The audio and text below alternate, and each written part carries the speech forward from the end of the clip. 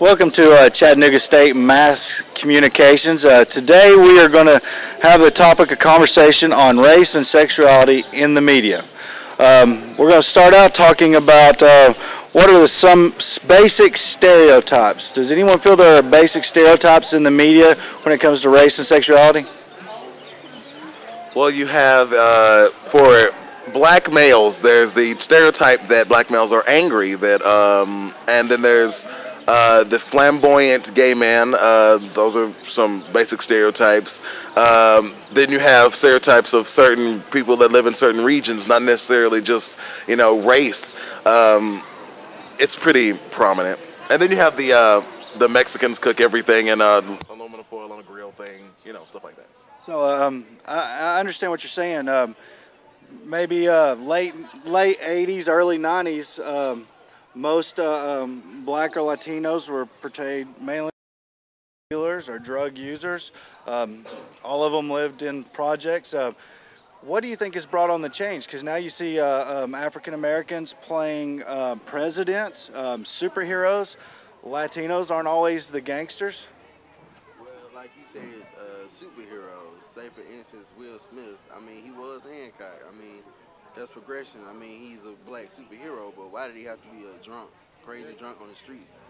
Well, that's a great point. But there is the progression. Does anybody have an idea on what's moved that forward? I disagree with the whole stereotype thing. I think that, like, back in the 70s, all the black men were like pimps with big afros and everything. But now I think it's too sensitive, so you don't see any kind of negative portrayal of particularly African Americans in the media. And like commercials and stuff, it's always like the clean-cut black guy and everything, and it's like this nice clean-cut image. And the only place that you see negative portrayal of African Americans, I think, is in the news media, where the suspect is always some 6'1", 215-pound black male who robbed this guy or whatever. A lot of the local media outlets have actually stopped giving racial descriptions.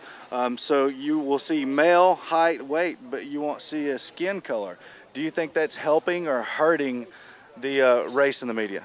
I think that it's hurting it. And I also agree with Colby that the media is a bit too sensitive. The thing about racism and things before was that a lot of times it wasn't talked about, but the fact that we can talk about it so freely and openly now does show some progression. I believe that, yes, Hancock was a drunk in the street, but Will Smith also played the man in I Am Legend. He's basically become the black Keanu Reeves. He's always the hero, saving the world kind of guy, So it's like, progression towards that.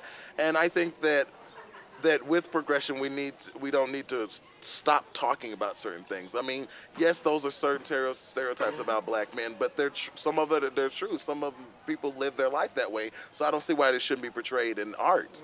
Let me ask everyone, talking about sensitivity in the media. 10 years ago, if you're watching a news story and someone had wrote a racial slur on a car, they would say someone wrote a racial slur or used profanity. Now that racial slur is the N-word. It has a title now, whereas it didn't 10 years ago. Can anyone expound on why it has a title now? Why it's the N-word instead of a racial slur? I think what it is, people are just more afraid to, to say it or even imply it because they're afraid of the ramifications that could happen if it was said wrong or, somebody took it the wrong way. Let me ask this question, and I would like to get a white person to answer this, because this is an important question.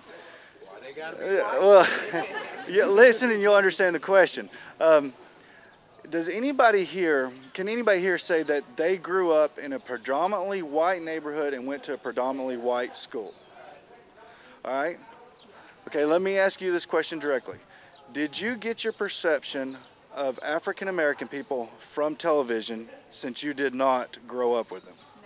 No, not at all. I mean, I don't have like any particular perception. It wasn't because I grew up in a white neighborhood or I went to a mostly white school.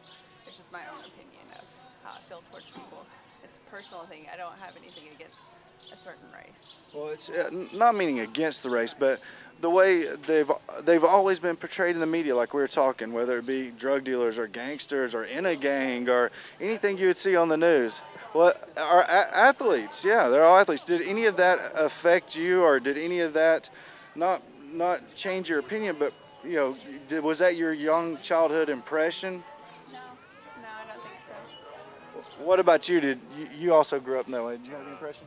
No, I mean, I did go to school with some black people, but I mean, it wasn't like I got it from the media. I got it from like how they walked around the school, you know. Most of the kids that I did go to school with were athletes and they were black, so you know, they tended to be better than us because they actually wanted to make more of an effort. But I didn't think that I could be worse than them, you know. I thought that everybody was the same, and that whether you're white or black, it doesn't make a difference. If you put in the time and effort to be good at sports, you're good at sports.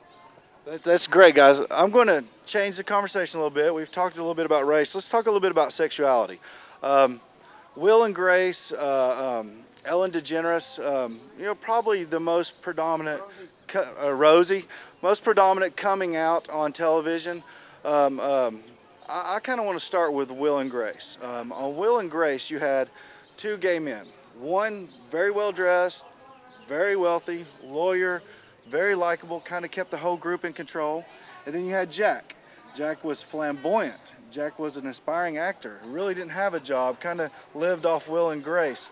Do you think in any way, even though Jack was absolutely hilarious, do you think in any way that stereotype of Jack cast a bad light on homosexuality? I think, people are going to come to their own conclusions regardless. If there's a bad, connotation towards that sort of stereotype, then that's going to happen. But that stereotype, that character that Jack played is real. There are real gay men who act that way, who live that way, and I happen to know a couple of myself. It's just actually quite a few. And I don't know if that character Jack might have what is the word I'm looking for? Promoted that lifestyle, promoted that stereotype. Maybe, maybe not. I don't know whether or not that's a good thing. But there are some gay men who actually live that way and who live that life. And I think in Will and Grace, they were trying to show that there are people who, like Will, who aren't necessarily, this, out there, type of homosexual man. That there are men who are, actual men who just have sex with men. Yeah, like you said about Jack promoting the more flamboyant lifestyle. If anything, maybe he made the males that are like that more comfortable to be themselves. The same way that the males like Will, who would be not flamboyant, I guess, more comfortable to act like that.